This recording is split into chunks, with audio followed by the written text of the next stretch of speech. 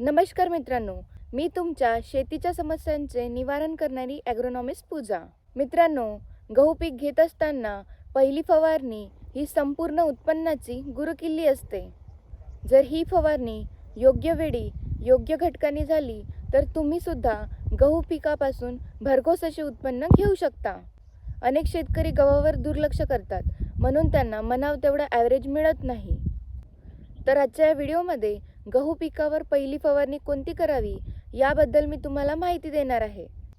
म्हणून मित्रांनो, हा जो व्हिडिओ आहे तुम्ही नक्की शेवटपर्यंत बघा व तुमच्या शेतकरी मित्रांना तुम्ही शेअर करायला विसरू नका. चला तर मग सुरुवात करूया. सर्वात आधी पहिली फवारणी गव्हावर का बरं महत्त्वाची आहे? कारण पहिली फवारणी जर आपण घेतली असेल तर गहू पिकाचे जास्तीत जास्त फुटवे कसे निघेल यासाठी असणार आहे. गहू पिकाला जर जास्तीत जास्त फुटवे असेल तर जास्तीत जास्त ओंब्या किंवा उंबया असणार आहेत, आणि जर जास्त ओंब्या असेल किंवा उंबया असेल तर तुम्हाला जास्त उत्पन्न मिळण्याची हमखास शक्यता असते. जर तुमचा फुटवाच कमी राहील तर येणाऱ्या ज्या ओंब्या आहे किंवा उंबया आहे त्या कमी राहतील आणि आपल्याला उत्पन्नसुद्धा कमी येईल. म्हणून आपल्याला इथे पहिली फवारणी करून घेणं अतिशय महत्त्वाचे आहे.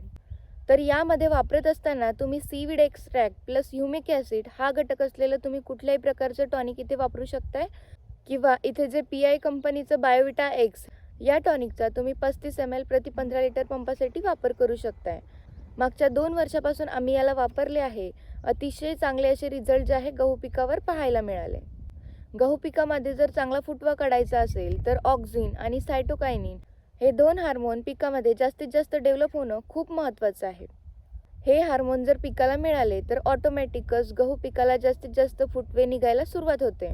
आणि हे जे वरद कंपनीचं चॅलेंजर आहे तर यामध्ये हे जे हार्मोन आहे ते पाहायला मिळते. म्हणून पिकाला जास्तीत जास्त फुटव्यांची संख्या वाढायला मदत होते. तर इथे जे चॅलेंजर आहे 7 ml प्रति 15 लिटरच्या पंपासाठी तुम्हाला वापरायचे आहे. सध्याचं जे वातावरण आहे थोडं धुरकटलेलं किंवा ढगाळ वातावरण आपल्याला इथे पाहायला मिळते, किंवा सकाळी जे आहे धुकं वगैरे जे आहे ते आपल्याला पाहायला मिळते. यामुळे काळा मावा वगैरे पिकावर जास्त वाढला जातो. तर त्याच्या नियंत्रणासाठी आपण डायमिथोएट 30% EC हा घटक असलेलं कुठल्याही प्रकारचं कीटकनाशक इथे तुम्ही वापरू शकताय. टाटा कंपनीचं तफगर किंवा FMC कंपनीचं जे काही रोगर आहे याचा तुम्ही फवारणीसाठी वापर करू शकताय. अशा प्रकारे बायोविटा एक्स, चॅलेंजर किंवा डायमेथोएट 30% EC या तिन्हींची एकत्रित करून गहू पिकावर पहिली फवारणी करून घ्यायची आहे. ही फवारणी आपला गहू साधारणपणे 30 दिवसाचा होईल त्यावेळेस आपल्याला ही फवारणी करायची आहे.